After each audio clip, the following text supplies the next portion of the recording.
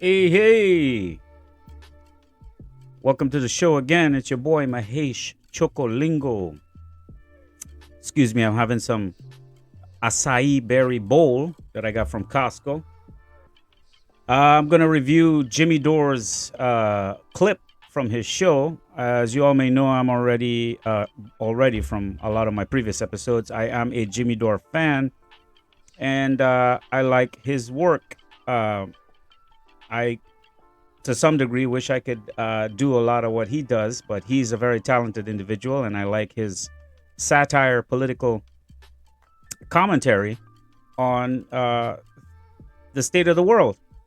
Not everybody can agree with the things. There are even some things I don't agree with, but for the most part, I love his content. I love his show. I love his point of view, perspective, and his commentary. So let's go ahead and get started. I'm going to play a clip from he's talking about Twitter and Elon Musk. And as you all may know, this has been a big deal in the media lately because Elon Musk said he was going to buy Twitter. Then he backed out unless they could prove that how much bots were actually on Twitter. Bots meaning fake accounts. And they gave him a number like 5%. And then he asked them to tell him how they came up with that number, and then they told him some arbitrary thing like they just took a sample sizing of 20 accounts, and then based on those 20 accounts, they were able to say that, okay, only 5% of those 20 people were actually bots. And he called BS, and he said, unless you give me the actual numbers, I'm not going to buy. And it's been a back and forth. There was a speculation of a lawsuit. Anyway, so Twitter came back with some... The top cyber security experts claim that more than 80% of Twitter accounts are probably bots. And as you know, ever since the whole Trump thing happened and the pandemic and all this stuff, social media platforms, the mainstream ones like Facebook, Twitter, Instagram, TikTok, have been really censoring people or certain perspectives. In other words, if you were giving a perspective that was sort of conservative or leaning right or anything other than whatever the establishment mainstream narrative was, you probably got banned, blocked, hacked, cloned, or kicked off of the platform in some way, or your posts are being pushed down lower, things like that. And then what this does is it creates a false sense of... you talk to some of these people and they think like everything they know is right. Like there's nothing else. It's whatever they're seeing on the TV or whatever the main narrative is that's the thing. That's all they can see. So when you bring something new to the table, they shout you down. They call you a conspiracy theorist. They treat you like you're an idiot. And that's okay. That's what a free world will bring, right? But the issue is that if these platforms are censoring and controlling the flow of information, they're actually creating a huge divide. And on top of that, they're actually just pushing that traffic onto other platforms. They're not stifling or censoring or silencing people. They're just validating those people who are being silenced and pushing them to other platforms. So anyway, I'm going to play this clip by Jimmy Dore. Let's get into it. Let's see how it goes. And while I finish my acai berry bowl, let's go ahead and get started. Bots, and I totally believe that. I've always known it in my heart the whole time because I just it doesn't make any sense. And by the way, the algorithm totally boosts certain people and totally suppresses other people. I'd be one of those people it suppresses. Do you know how many times people have told me that their likes have disappeared from my tweets? Really? And I've seen likes disappear right in front of my face. You can Correct. Give them away, can't you yourself? I've seen the Yeah, same if you thing. want. Oh, yeah. But people didn't do that, and they see a tweet of mine. So what I do is whenever I'm trending, I'll retweet that video Matt Orfila made for me where I say I don't criticize Democrats because I side with Republicans. I criticize Democrats because they side with Republicans. And then Matt has that video. So whenever I'm trending, I retweet that. Yeah. And people tell me, I've liked this every time you've retweeted it, and it's still not there. It doesn't show up. So we know that happens. And so we know this is real. And Tesla and SpaceX CEO Elon Musk on Thursday went after the platform once again. Agrawal. How do you say that? Agrawal. platform, the Parag Agrawal platform, once again, after a top cybersecurity expert claimed that as high as 8 to 10 in 10 Twitter accounts are fake.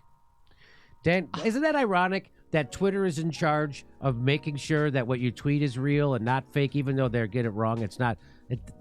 But they're all fake.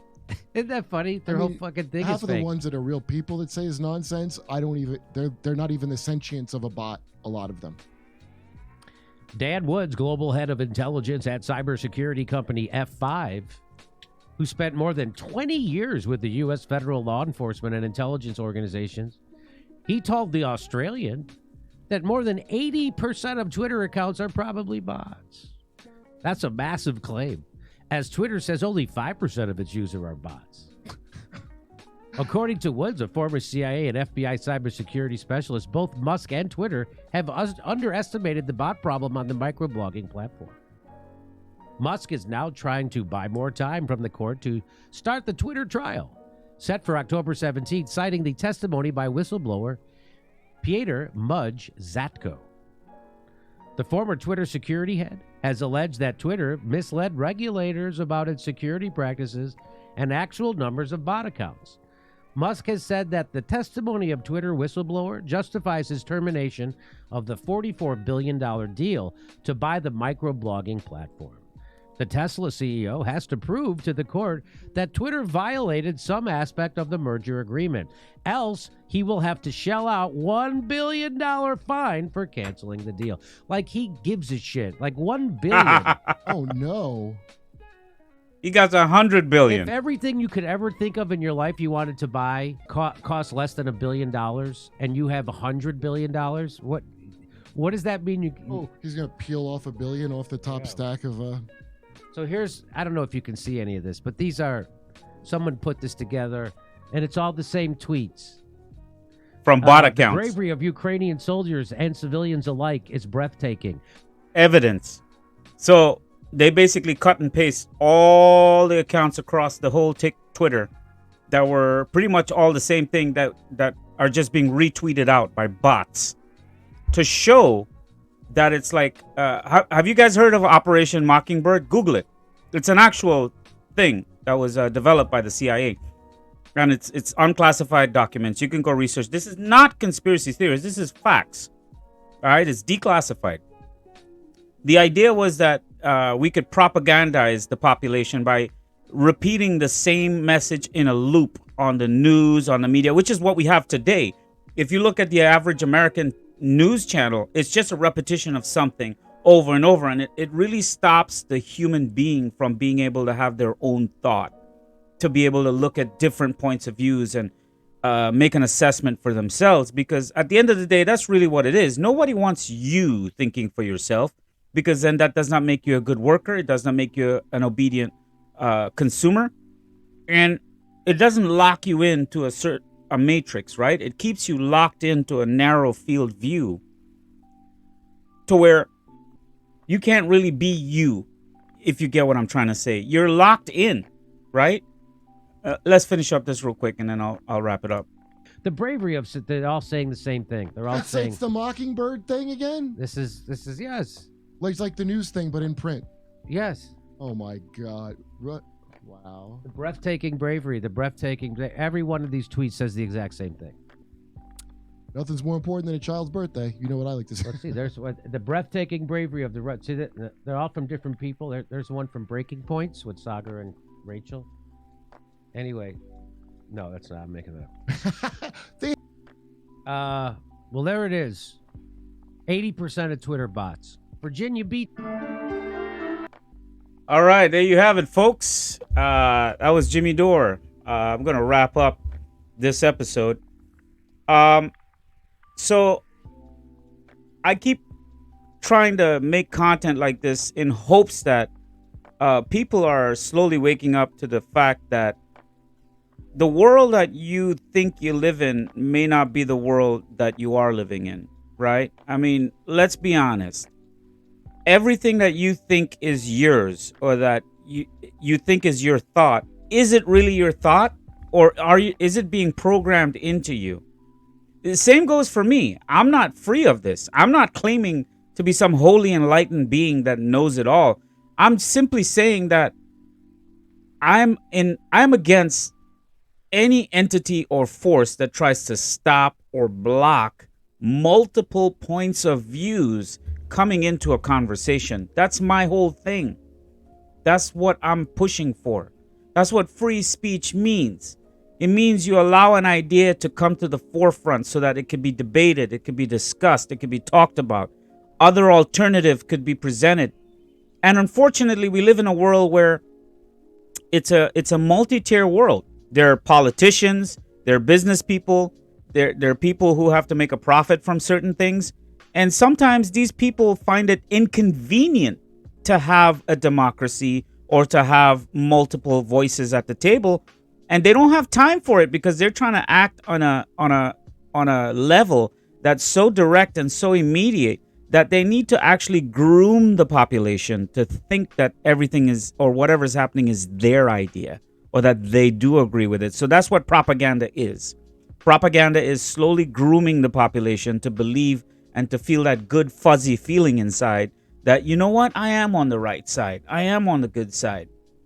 And I could put myself in multiple perspectives. I could think like the person who's running the world, but I could also think like the person who's down on the ground working their butt off to feed their family, to love their country, to take care of their, communities, and to build a business, to build a life, to build wealth, to build health and happiness. I could think at many levels. My brain, thank God I've been gifted with the ability to put myself in multiple levels of the human being, right? That I'm able to see it from all points of views.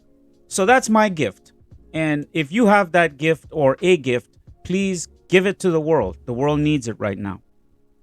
So all I'm saying is, don't put anything past you. Anything is possible. I mean, we're seeing UFOs in the news right now, and no one is batting an eye. Everyone's like, oh yeah, UFO. Have you thought about that? No one. I'm baffled by, just 20 years ago, if you talked about UFOs, you were considered a loony bin. Cuckoo. You were crazy. Now, every day on social media or the news, you're seeing UFOs everywhere, right? Movies, memes, sightings. And no one bats an eye. Everyone's just like, yeah, just another day on Earth. And that's fine. What I'm trying to get you to understand is that propaganda isn't necessarily always a bad thing, but it is a tool that is often used. And it could be used in a good way, or it could be used in a bad way. And unfortunately, we live in a world where at this time, people are motivated by profit or power or control.